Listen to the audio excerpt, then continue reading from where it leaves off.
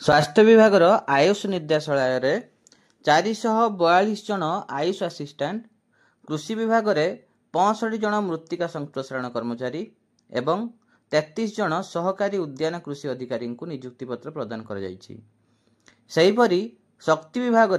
48 जन management trainee, जल संपद विभाग 12 जन कनिष्ठ सहायक और 14 जन अमीन एवं इस्पात और खनि विभाग 189 जन कनिष्ठ खनि अधिकारी